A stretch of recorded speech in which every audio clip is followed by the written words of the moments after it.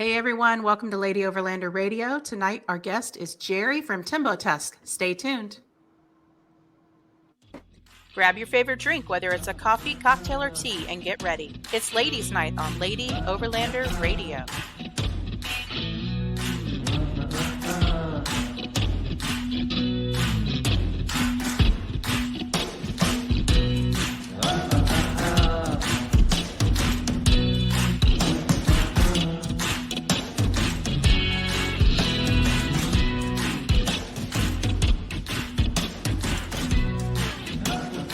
Lady Overlander Radio is brought to you by Artemis Overland Hardware, the Moore Expo, U.S. Action Tracks, and Adventure Trail RV, maker of the Overland Shower. Hey girl, hey. Hey girl, hey. How you I can't help but keep dancing after the music. I can't. It makes me happy. Yeah, I still need to edit that one though, because we still have to add our two new sponsors, Midland Radio and Tembo Tusk. So, hi Jerry. Hello, how you guys doing? Good. Thanks for having me on. This is exciting. Oh, it's awesome. We're Jerry's first official real live podcast. He told us, so kind of feel like we're cool. We're in the cool kids club. Yes. So before we get rolling into the show, I wanted to take a moment and talk about the Lady Overlander Radio Camping Retreat and the location that we're going to be having that. So I just found out, I got word that Gypsy Camp and Canoe, where we're holding the camping retreat, just suffered severe flood damage. What was it? Last weekend or the weekend before, I think. The weekend before. Yeah. So their buildings, I've been there touring the property, and their buildings sit pretty far off the river. So that the Illinois River went over its banks quite a bit. And these are their brand new remodeled bathrooms they had just done. And that's their office area. He's ripping out sheetrock. Yeah, sheetrock there. That's pretty. They got hit pretty hard. We're still planning on having the camping retreat there. They're working very hard to get everything back up and running, but they are going to be having another cleanup day this Saturday. So if you're in the local area there in Siloam Springs, Arkansas, please come by and help out. I think they're going to get kicked off around 9 a.m. local time. So yeah, I know they would greatly appreciate that. Yeah. So other than that, next week, we're going to be rolling into Kentucky to the Daniel Boone Back the Byway event. And that Friday night on the 20th at 7 p.m., we're going to have a ladies' fireside chat. It'll be right at the big campfire area, right outside of the general store.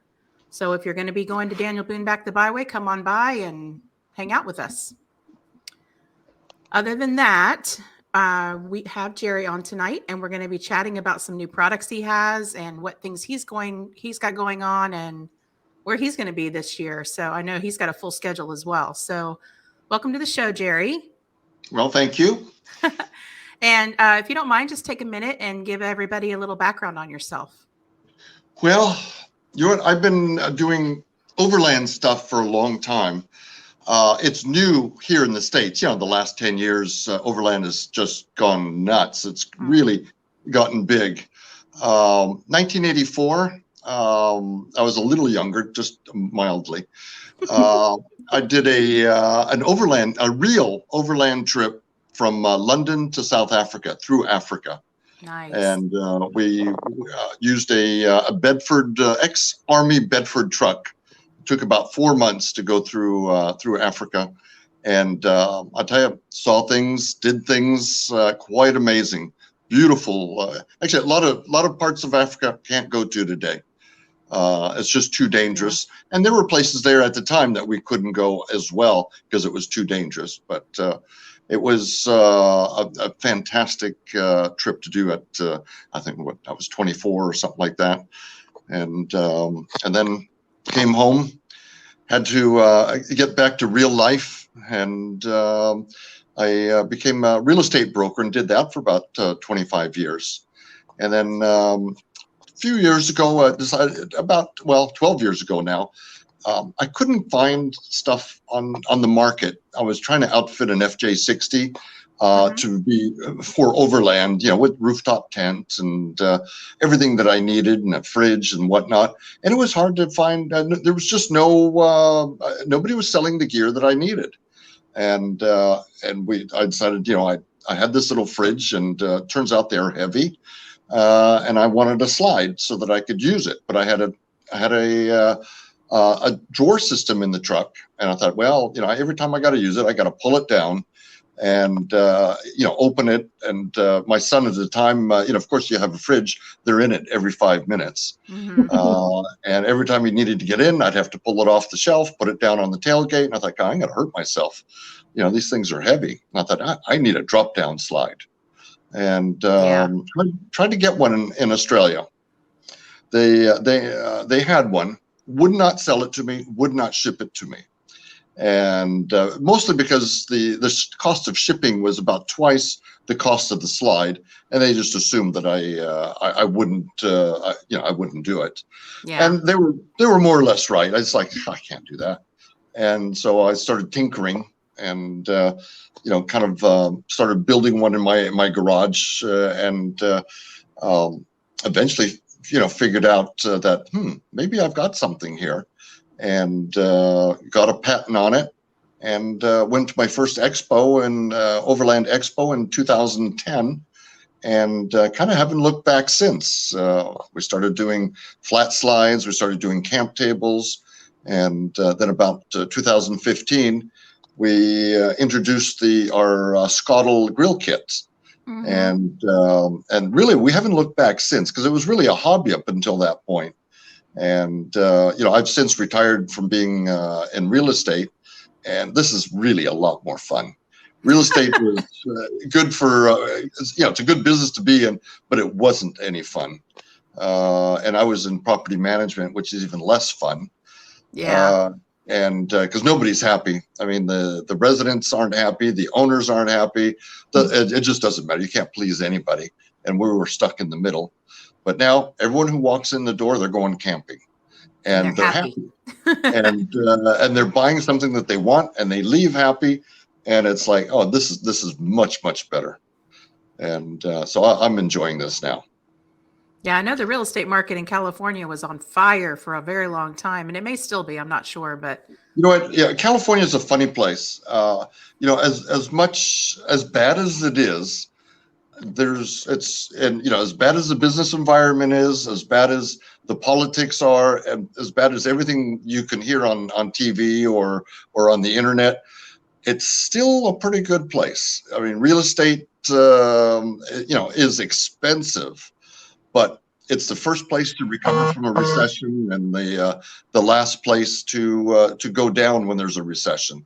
So we recover quickly, and we don't go as far down as the rest of the country. We're fairly diverse, and but if we can get our politics together, it would certainly be better for the rest of the country.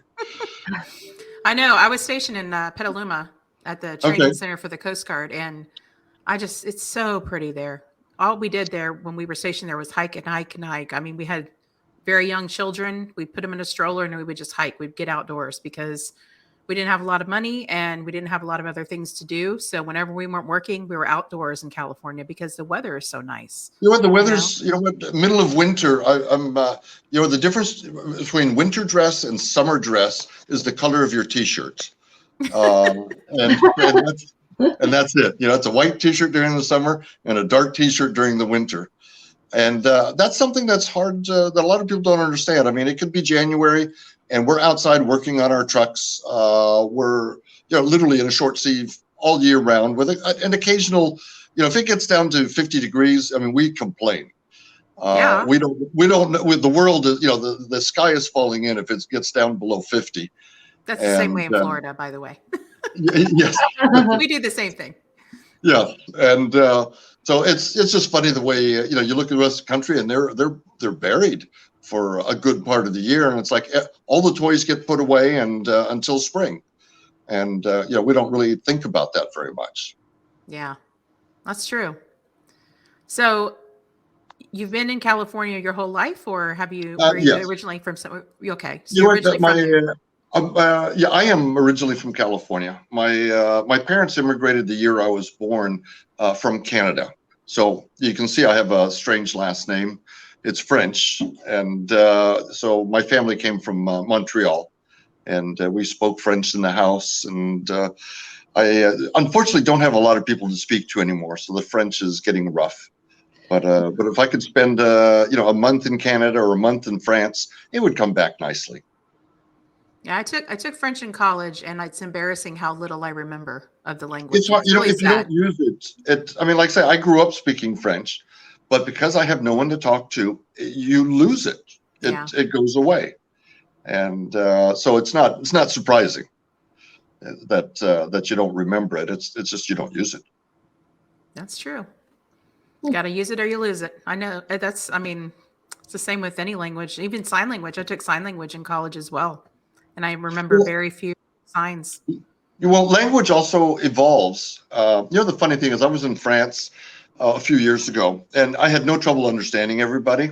However, I couldn't understand TV.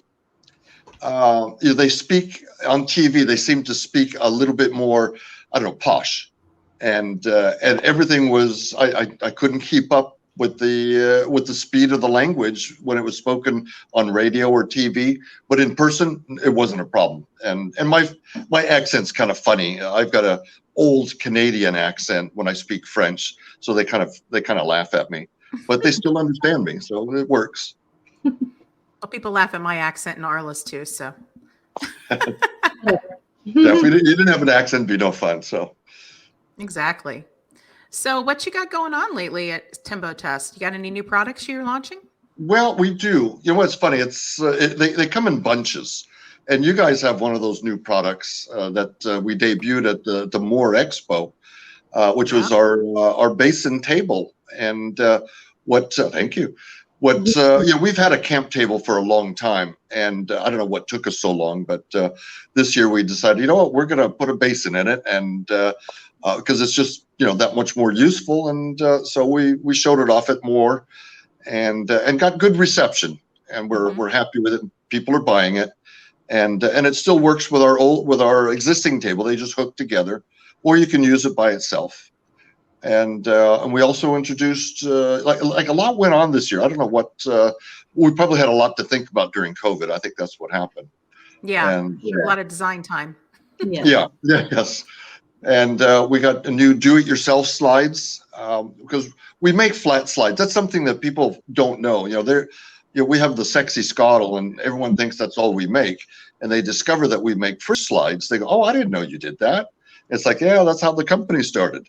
I think that's what I said to you at Moore. Yes. I mean, I get that a lot.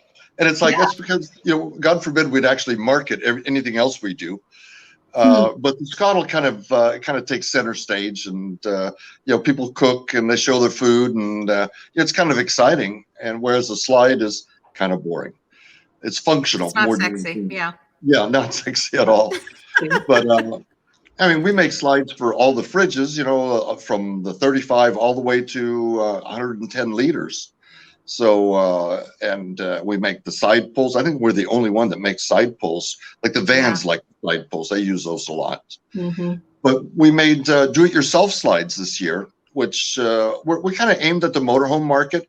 But it turns out that, again, the van market or even the overland market is interested in that.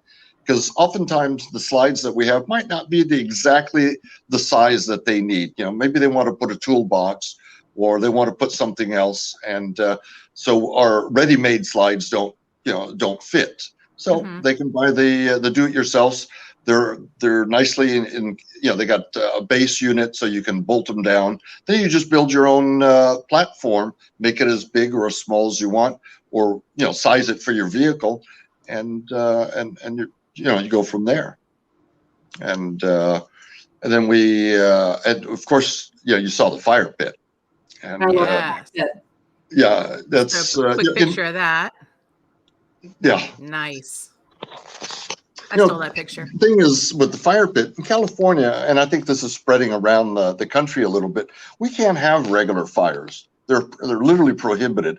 You can have propane fires, but not wood fires. And to me, if you go camping and you don't have a fire, you go to bed at 8 o'clock, and it's very boring. You can put a candle and you'll drink till 12, But if you don't have anything, you know what, you go to bed at 8 o'clock and you call it a night. So you know what, put a little propane fire pit, you stay up all night. I'm So telling it you. just makes it more fun. It does. Yeah, it We does. do have a question from Jared. He wants to know, do you still have the original prototype of the Skottle? You know what? Funny you say that. My friend has that original one. My friend Paul, and so yeah, he has the original. He helped me build it, and and then I think some people MS Overland has 2 originals, or the first 10, and so does Frank from Outdoor 4x. They were the first 3 people to purchase, and they were quite, they were still a little rough at that time, and they still have them. So Yeah. that was kind of fun. We love ours. Oh yeah, love it. Goes everywhere. Goes everywhere. So you At have least you get fed. exactly. Well, that's the thing is, everybody's into. You see all these great videos about all these meals these people make, and like That for dang example, Marco. yeah, Marco. Well, Why don't we Marco's talk about some amazing. of the people that you got that you sponsor? You have Marco. You have how many other YouTube names do you? Well, there's Marco, and then 395 Junkie, Jerky. Mhm. and there's a few others, but those are my main. And Yeah. they're local to me. We camp together, and they're good friends, and it's great that they know how to cook. I've camped Yeah. with both of them, and my cooking skills are, I can defrost food. I consider my Skottle to be my outdoor microwave, and so I'm lucky to feed myself. So I go out with Marco or Daniel from 395 Junkie, and it's like they're amazing what they can cook. And yeah. the funny thing about the Skottle, it originates, or at least what we have originated in South Africa. My wife's from South Africa, and we had a South African made one for ages, and eventually it stopped working, and the plastic bits were degrading, and we thought, one of these times when we go visit family back in South Africa, we'll just get another one.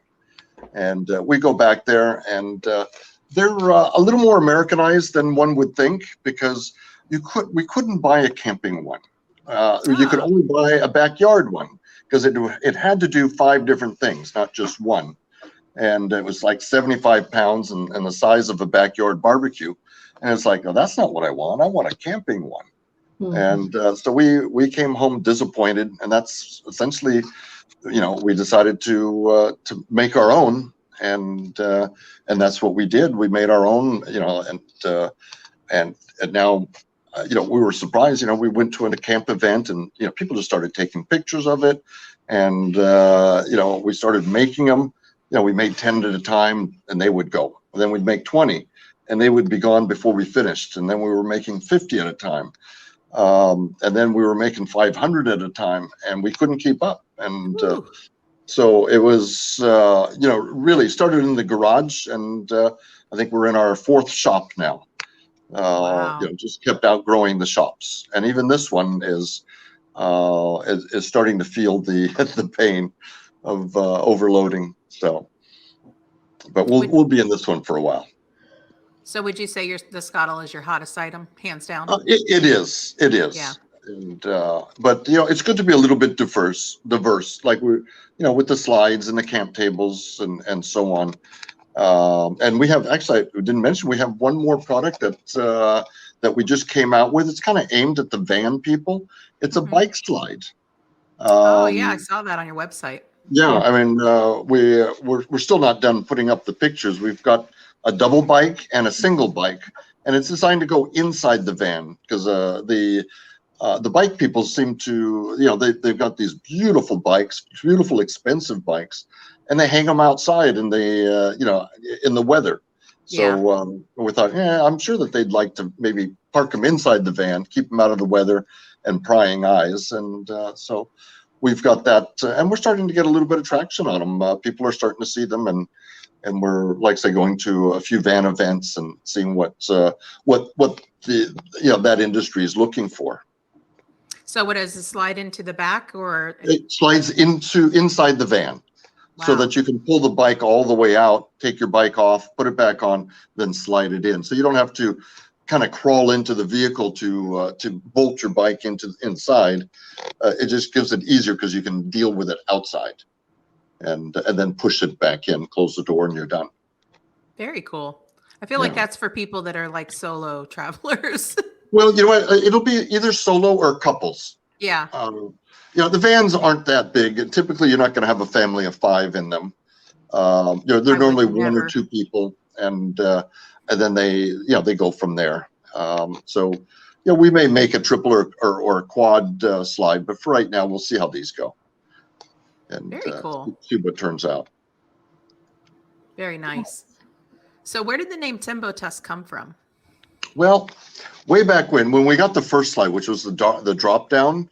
And we were all sitting around the table going, well, what are we going to call the company? Because we were like a few weeks from our first Overland Expo, and we needed to have a company name and get a website up, and get stickers and paperwork, and sitting around going, well, you pull the fridge out of the vehicle, and you kind of bring it down, and I had my arms out like this going, and I was thinking it's kind of like an elephant tusk, where you grab the fridge, pull it down, put it on the tailgate, pick it back up, and back in the vehicle.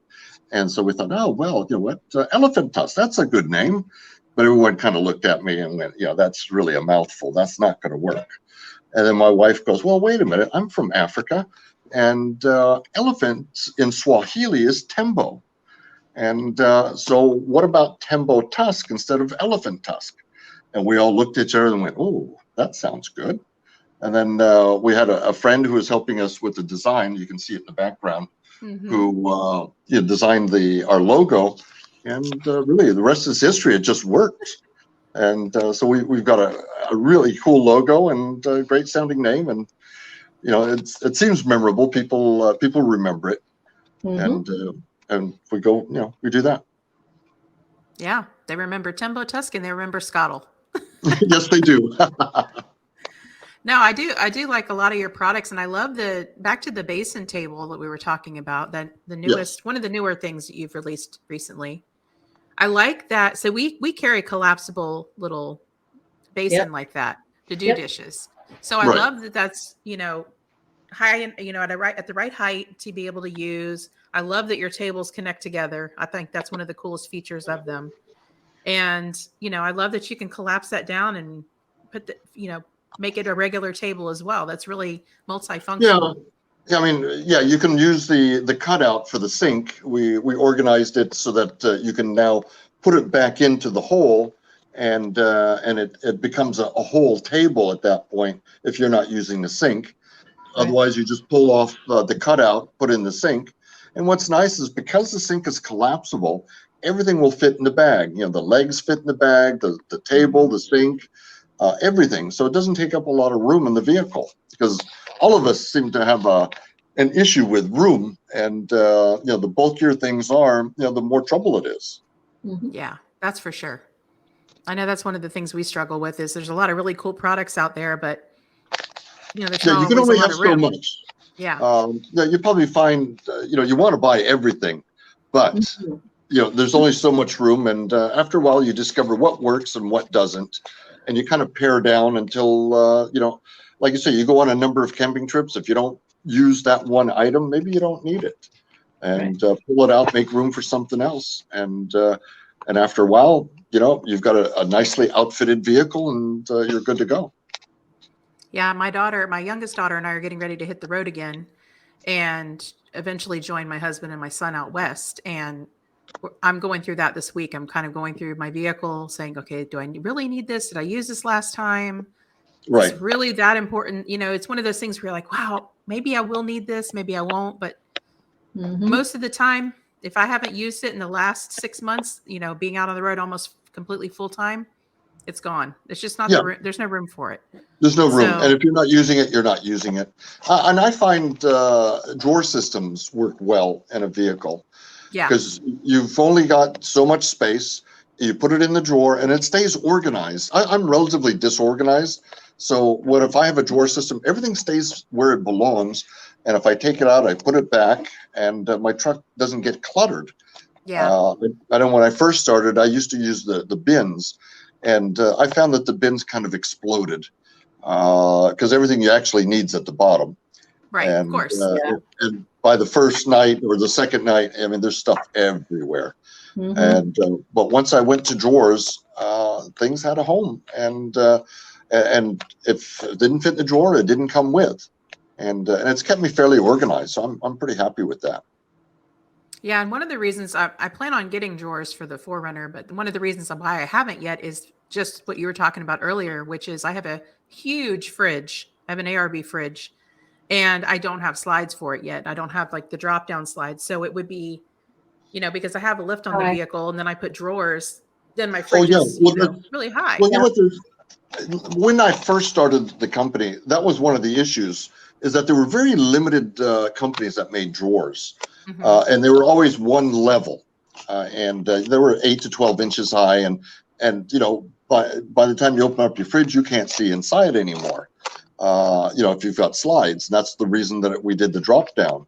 Mhm. Yeah. But in today's market, there's a lot of people making drawers, and they're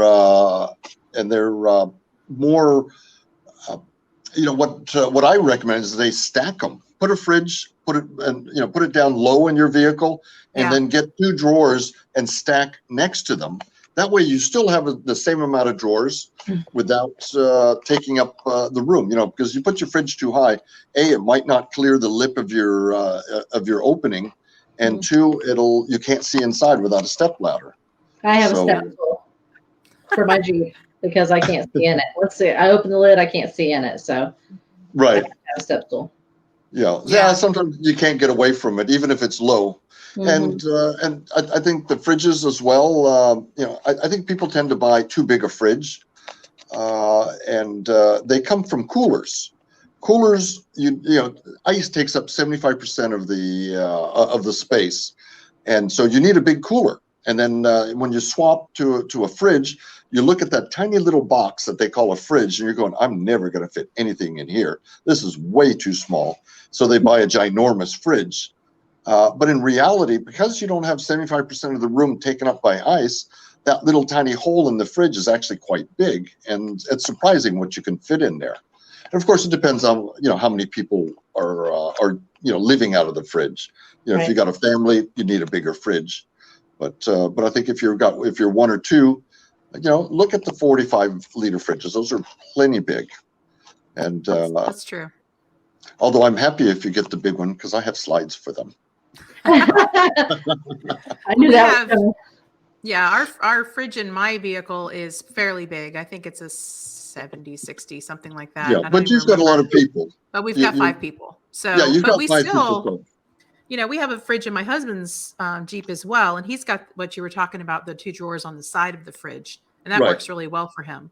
Mhm. But we still there's times that we struggle, when we go grocery shopping and we're going to be out for a while. We like to eat fresh food as much as possible. So Absolutely. sometimes they're not enough, and sometimes, like you said, we've got plenty of room and too much fridge. It really depends So on you the just- situation. This is the beauty of all the fridge manufacturers right now. I tell you, there's 10 years ago, you had a 35-liter fridge and that was about it.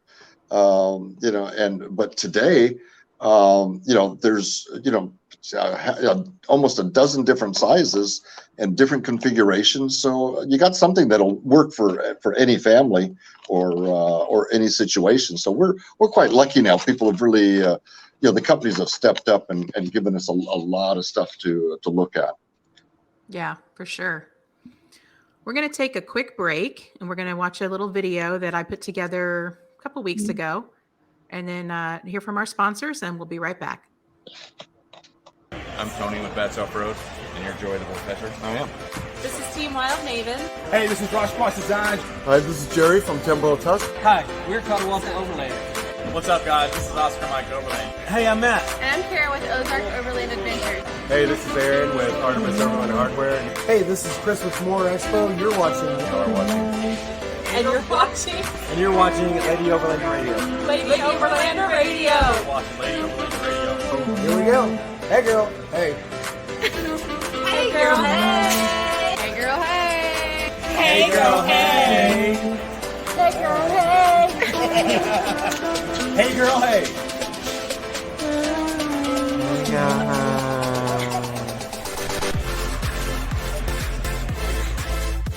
Lady Overlander Radio is brought to you by Artemis Overland Hardware, the More Expo, and U.S. Action Tracks.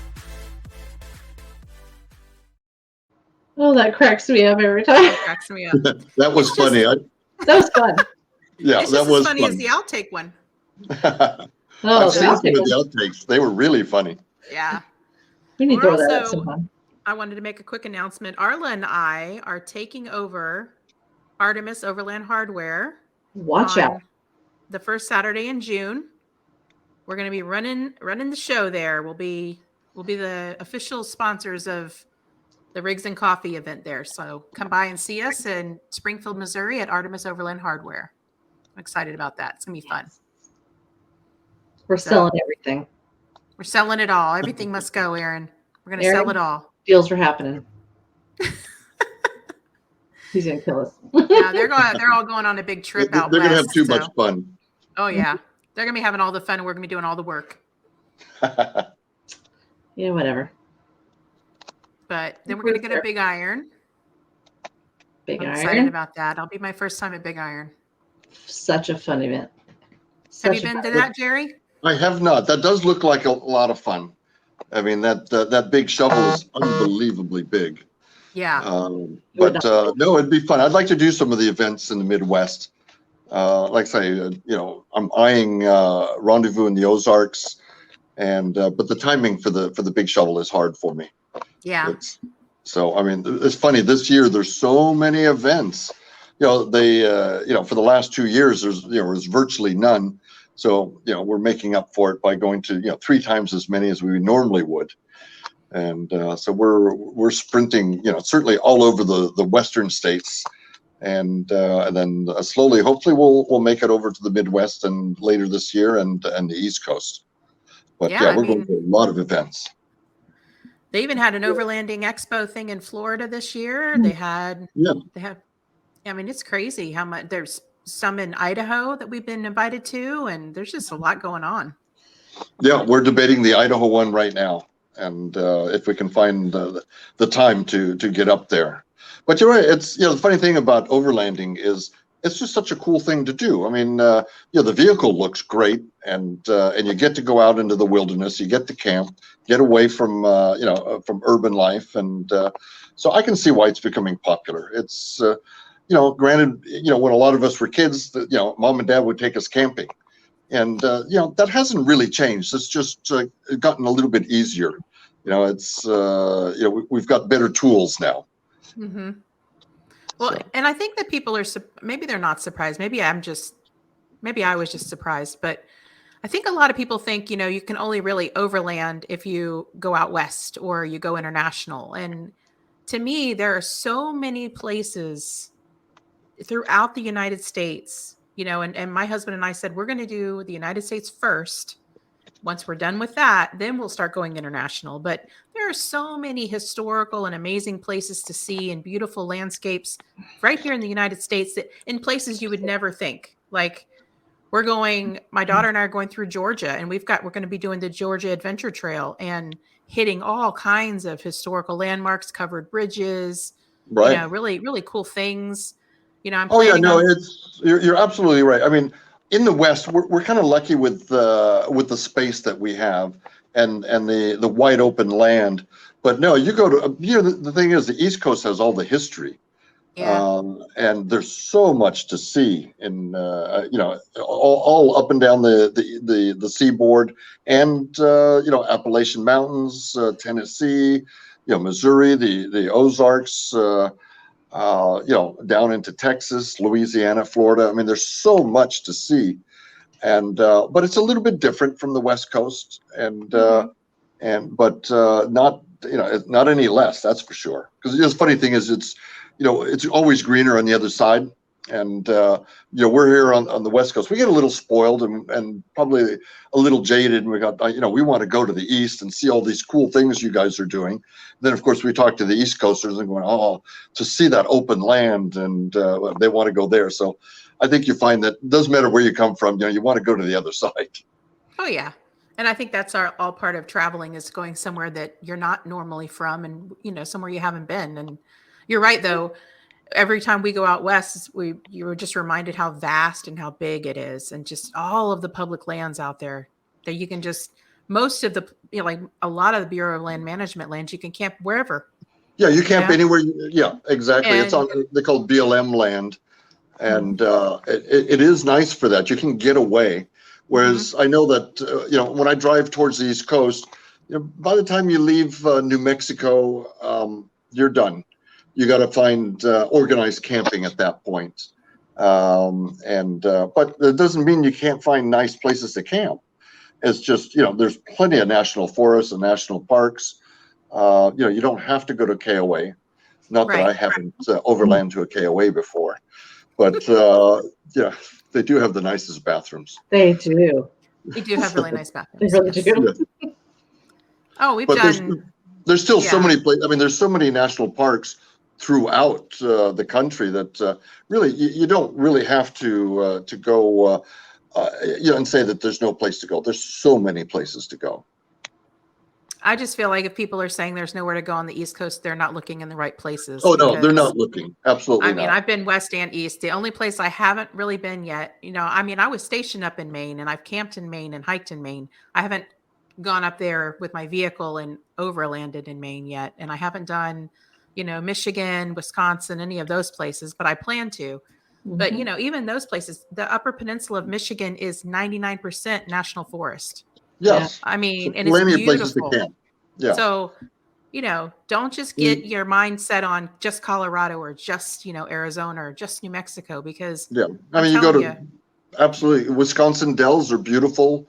You know, you go to the Catskills in, you know, New York. You know, the beaches up and down the coast. There's so many different places.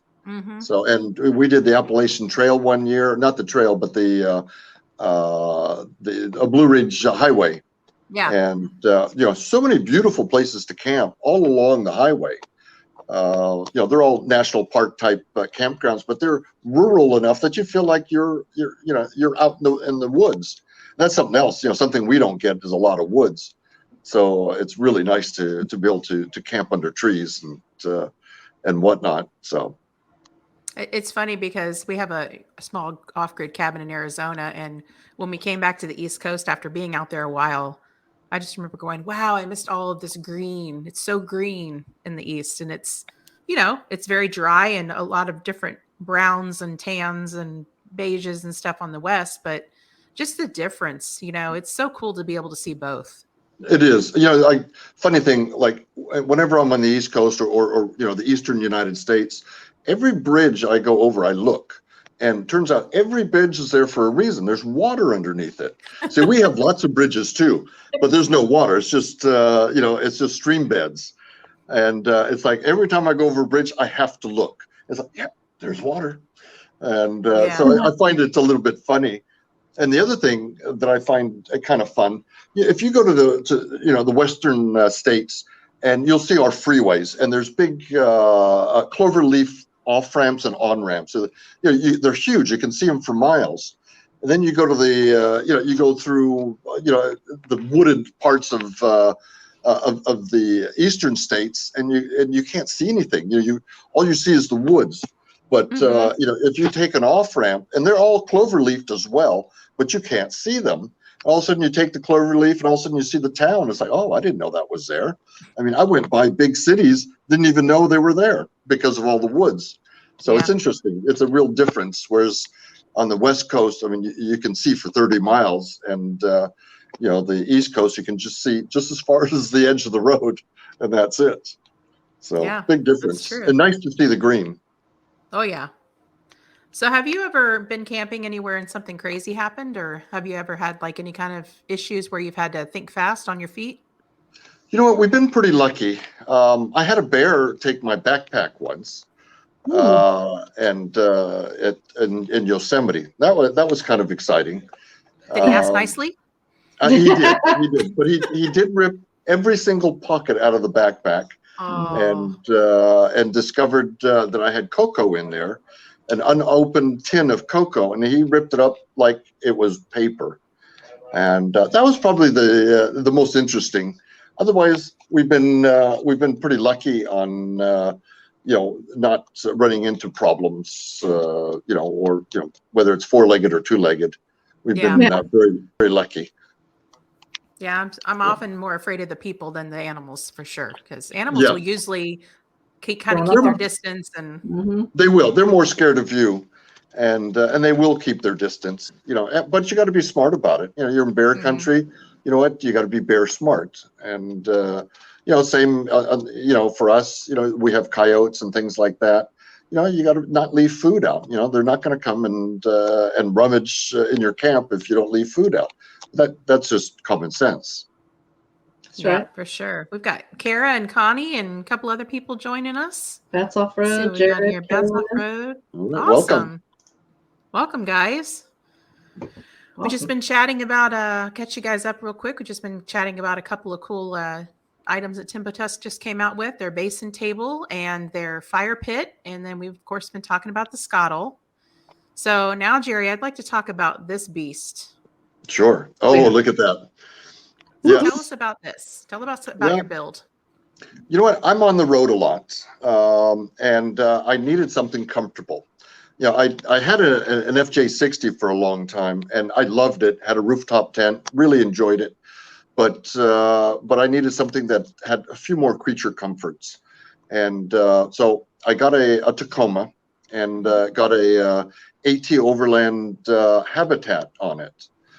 And then started outfitting it. I've got goose gear drawer systems inside, and I made it so that I'll tell you one thing about the rooftop tent that is I didn't like having to put my pants on laying down.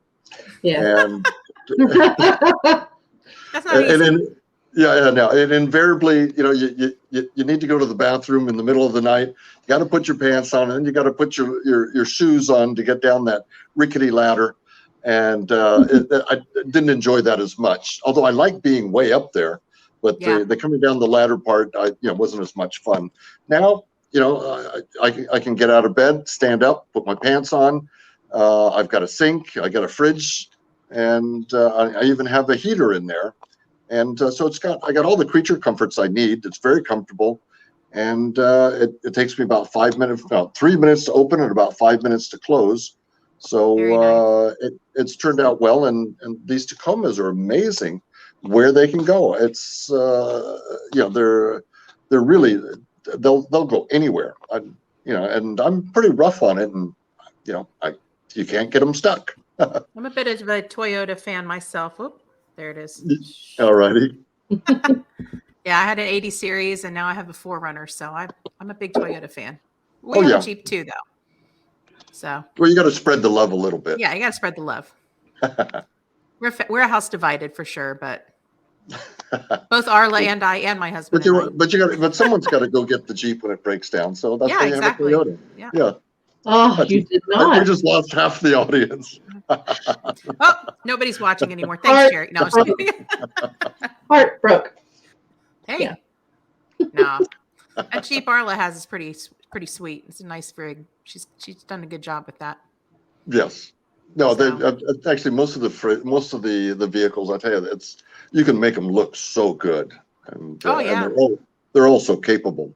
It's hard pressed to get some that are not. I mean, between the Jeeps and the Toyotas and the Land Rovers, they'll get out there. Well, you can make them your own. I mean, everything you do to it is your own touch. Oh yeah, there's not one that's exactly the same. Yeah, you don't want to look like anybody else's. You want your own touches. Yeah. And that's the fun thing about going to some of these events, like the Big Shovel or the Rendezvous and so on. Sorry, what's it called again? I call it the Big Shovel. Brutus, Big Iron Overland Big Route. Big iron. Yeah. Big iron. The big shovel It's a gun. big shovel. It's a big iron. Yeah, that thing is Oh, massive. Mr. Holloway hears that. I know. Don't Tony, he's going to start quoting Google facts again about it. So Oh, no. I'm sorry. Yeah. But No, yeah. it's you get to visit other people's camps and see what they've done. And like I say, every camp is different. You get ideas from them. It's like, ooh, I hadn't thought of that. Maybe I should try that. So that's a lot of fun to go looking at what other people are doing. Mm-hmm. Oh, for sure. And I love just seeing how creative people can be. Just, you got your really high end expensive things, and you've got the big, massive, run over tree kind of rigs that are out there. Earth But you've also movers. got people that build their own, things inside and out, and they have such a great use of space, and they try just kind of how you started. You saw a need, you had a need, and you figured it out and built something. And Right. it's just so cool to see all of the different things that are coming out from so many people. Just, a lot of them were just things that they were like, you know what, I need this. They build it, and they're like, maybe somebody else would need this. Yeah, this is what how a lot of companies started, and it's what's nice about the overland community. I mean, it's a great community. A lot of the businesses, everyone talks to everyone, and it really feels homey, which is nice. It hasn't grown too big yet, which is nice. Yeah. I mean, it's getting big, but you told me Expo West is like Disney World, right? Yeah, it is kind of, but you know what is surprising is if you walk around the Overland Expo, a lot of the companies are small, what I'll call them mom and pop businesses. Yeah, I consider myself a mom and pop business. We're a small business. And you walk around Expo and you will find probably 70-80% are mom and pop businesses that are just trying to do something. Sure, you got the big companies, and they're flashy and whatnot, but there's a lot of small companies and a lot of American-made products out there, and good thing to support. Yes, For sure, absolutely. And we try hard to have we make all of our products in our shop or locally, and like I say, a lot of these small companies do the same thing. So Yeah, good to go visit them. love small businesses for sure. So, does anybody else in your family go out and explore an overland as well, or is it mainly just you? No, my son does, and I taught him young. When he was born, I think by the time he was about 4 years old, I wrangled up an FJ40, a Toyota FJ40, and we'd go camping all the time. I joined a Land Cruiser club, and he now has my hand-me-down tents. He has the rooftop tent that used to be on the FJ60, and he camps all the time, and he's now joined Tembo Tusk. So hopefully with him here, hopefully I'll be able to go camping a little bit more, and certainly I'll be able to camp with him a little bit more, which is nice. Make him do all the cooking. I do. Arla makes me do all the cooking. Somebody else is cooking but me when we're camping. I'm sorry.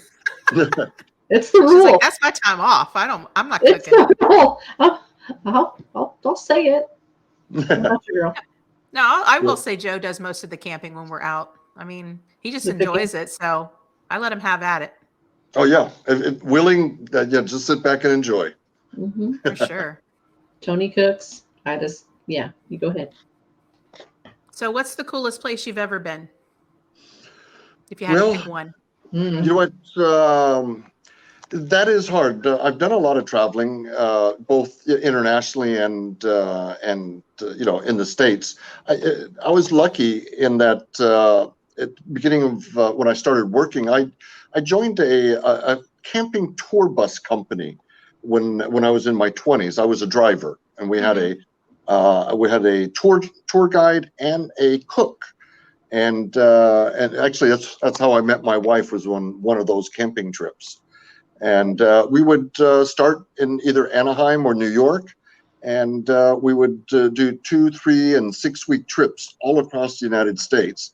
And most of the passengers were either Australian, English, German, South African, New Zealand, all either European or or English based, and we'd show them the states, and so there was, like I say, I think people don't realize how big the states are and how diverse they are and how much there is to see. And like in California, you can go to Yosemite, you go to San Francisco, you can go to Death Valley, the Mojave, all of our mountains. Then you move on to Arizona, just beautiful land in Arizona, New Mexico. You go into Texas, Louisiana, into Florida. You can't. Everywhere you go, there's beauty to be seen.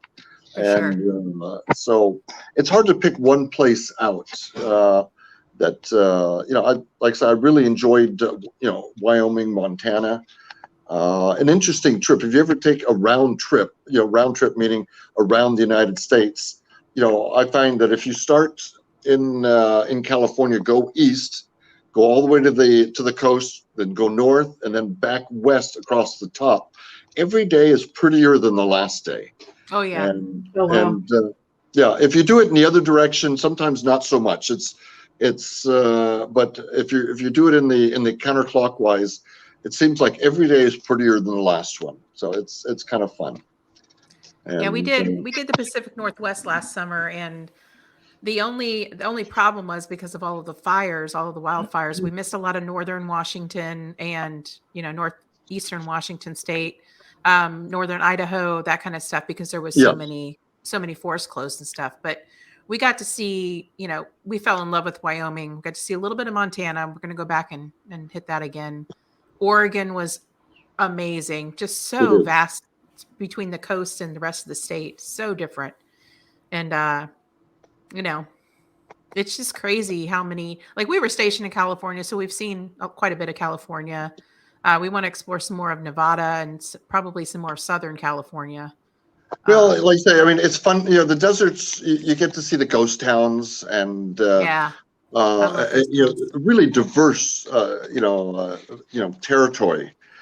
We have a highway called Highway 395 that is absolutely beautiful.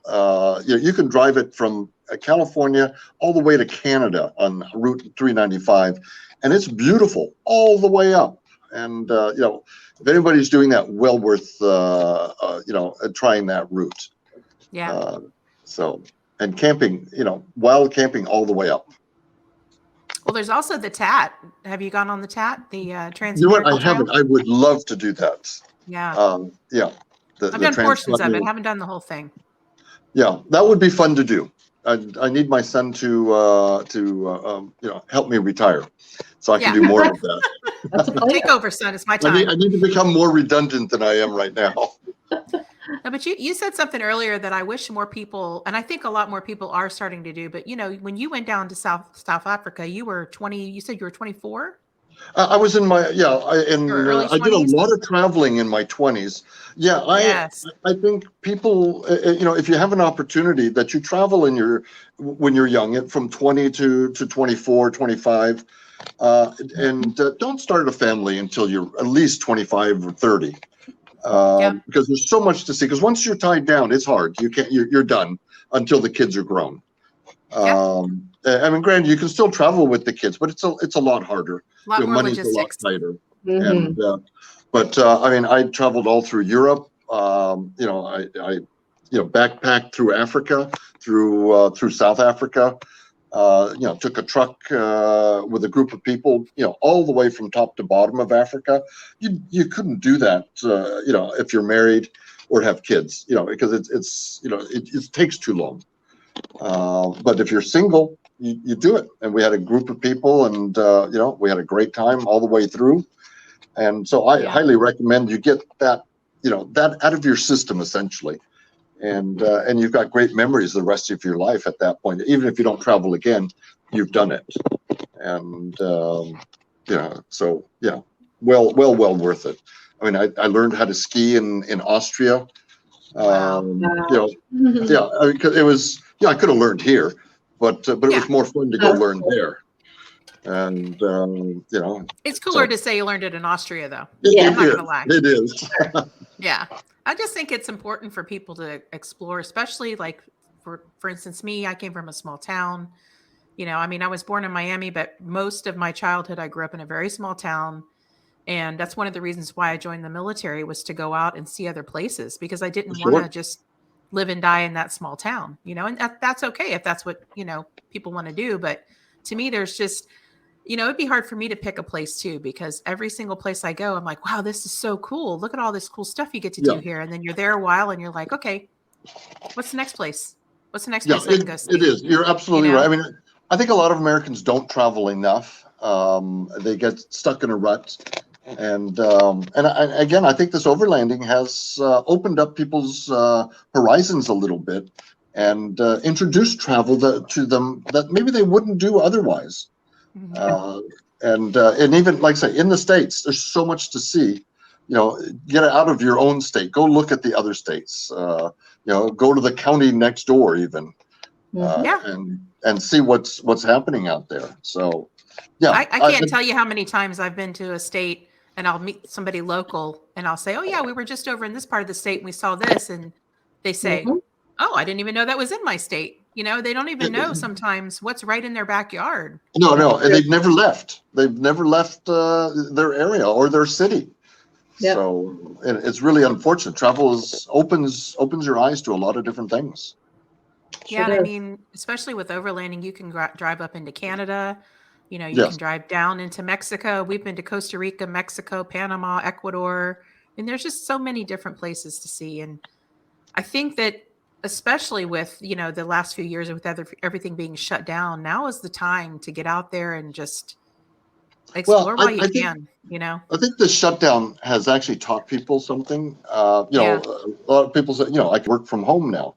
We're lucky. We live in an age where we actually can do that. I mean, 20 years ago, you couldn't do it.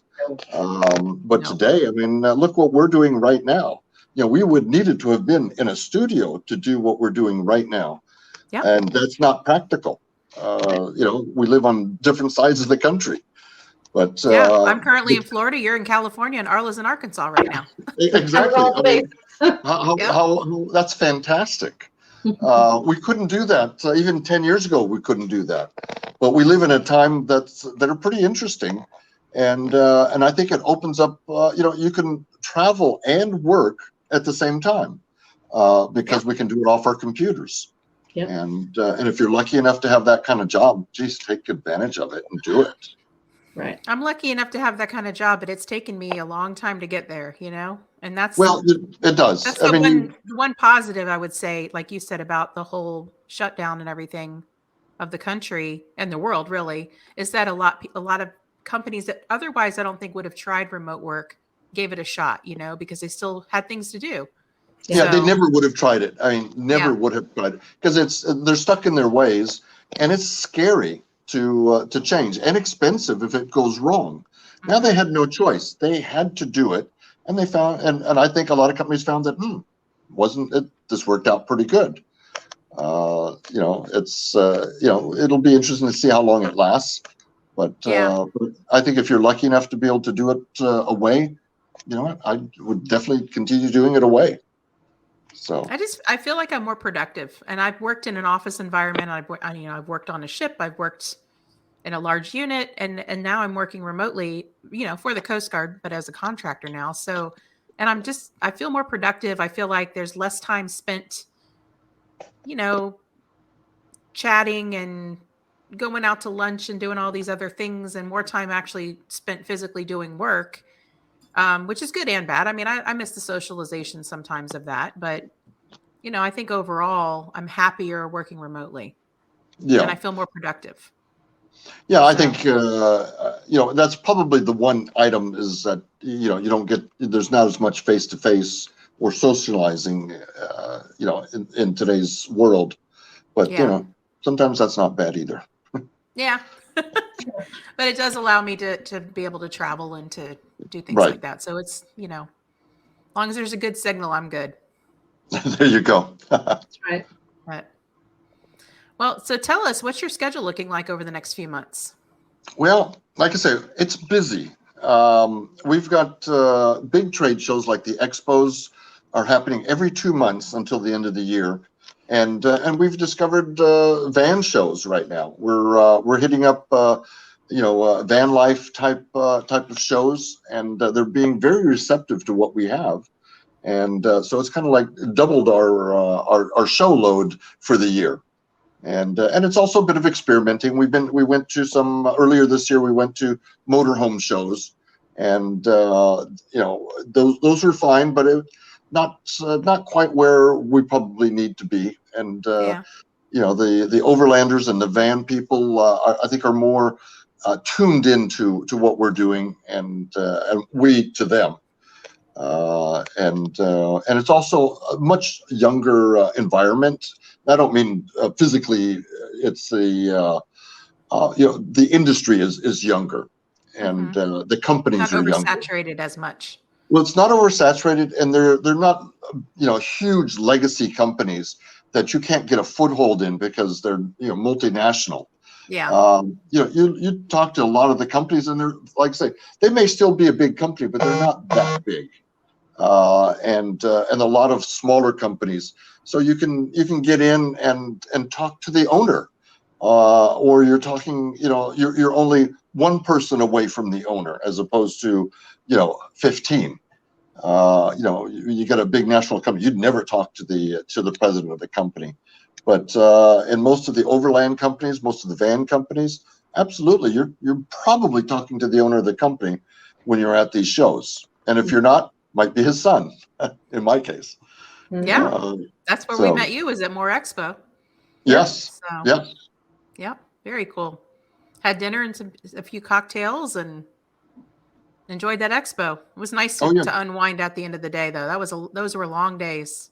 Yes, actually they were, and but it was nice. I enjoyed. The funny thing is, left California, got on the 40, and as soon as I could, I think I was made a left at Tucumcari, and just took county roads all the way to Springfield. From New Mexico, Tucumcari, New Mexico, all the way to Springfield, I just took secondary roads.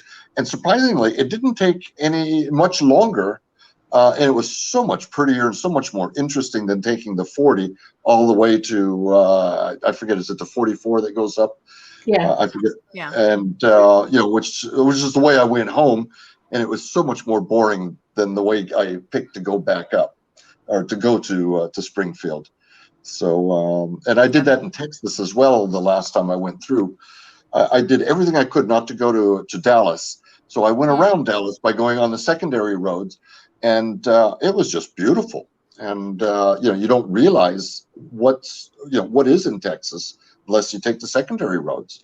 If you stay on the 40 or the 10 or the 20, to be honest with you don't see much, other than triple highway or triple lane highways. So. And a lot of people driving crazy. Yeah. And surprisingly, it didn't really take that much longer. Yeah, it doesn't, and because they're not that busy. They're not busy at all. You get on those roads can drive for an hour and not see another car. That's right. But don't tell anybody. Yeah. They'll all take secondary roads. No, it's nice. That's what 90% of the time we're on county roads or little country roads. We stay away from the highways for sure. Yeah. You don't see it half as much unless you go on the country roads, and you see how these little towns, and you get to imagine, could I live in this little town? And there's 4 houses. Someone lives there, so it's interesting to see how other people live. Oh, for sure. Try local foods and everything. That's all part of the journey. Yes. Indeed. Well, thank you so much for being you on the show, hit Waffle Jerry. House, though. Oh, yeah. If you can't hit Waffle House, we don't have Waffle House. So that's my go-to. They won't come to California. Y'all didn't have Dunkin' Donuts before when I first got out there either, and I was very upset.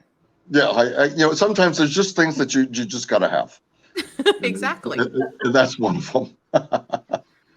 Well, thanks again for being on the show, Jerry. We really enjoyed having you, and you're an awesome person, and we can't wait to hang out again. Well, I look forward to it, and I'm sure we'll be back at more. So we'll be in Missouri and the Midwest again, and hopefully at the end of the year, if we go to East Coast, we'll be stopping in. Yeah, come to Rendezvous. Yep. Rendezvous. Thanks for having me on. I appreciate it. Absolutely. Thanks for watching, everyone. Have a great night. All right. Bye, everybody.